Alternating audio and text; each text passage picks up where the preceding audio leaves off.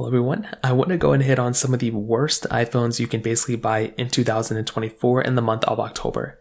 Now, there are a couple of different phones in this specific viewpoint, so I will go ahead and kind of throw them out here and there. The first thing I'd recommend doing and telling you is that probably the worst phone you could probably buy in October that's an iPhone is any iPhone that's currently unsupported with software. So if you're somebody who currently owns something like an iPhone 10, iPhone 8, iPhone 6s, iPhone 7, those are usually the worst iPhones to go ahead and buy in this particular month, just because they are fairly outdated. It doesn't really make a lot of sense to go and buy those phones. So that is kind of the big thing I'd recommend every single person to avoid. Yeah, those iPhones probably aren't worth it, and I wouldn't really recommend anyone to buy those ones. Now, on top of that, another iPhone that I would kind of consider being one of the worst ones right now for the most part is probably an iPhone that, is probably on its last leg of software as well. That could include the iPhone XR, XS, and XS Max. These iPhones are a little bit older, and I genuinely don't think it would make a lot of sense to go and buy one of these types of devices, to be honest, just because, we're almost, those ones are probably getting like maybe one more year of software if we're lucky. But for a majority of people, these iPhones are pretty much done getting software, and I don't think it makes a lot of sense for people to go and buy those phones either.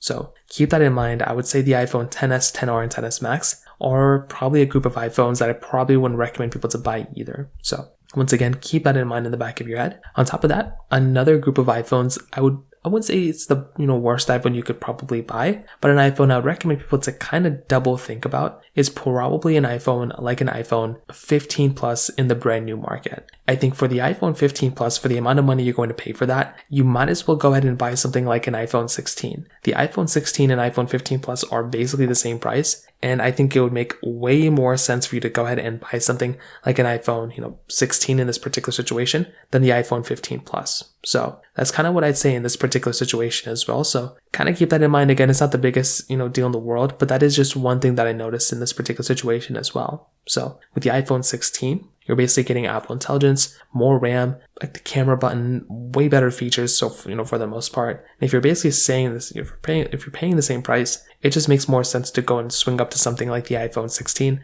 rather than going through and buying something like the iPhone 15 Plus. So the same could kind of be said with the 16 Plus as well. Like if you're going for the 16 Plus, you might as well go up to something like the iPhone 16 Pro. It's only a little bit more expensive, and you might as well go and buy one of those devices than maybe the iPhone 16 Plus. So in terms of that kind of covers it up there. If you have any other thoughts or questions, please let me know in the comment section below. Hit the like button, that would mean so much, but definitely hit that subscribe button. More importantly than everything else, I love every single one of you guys. Hopefully I'll catch you guys in the next video. Peace out till then.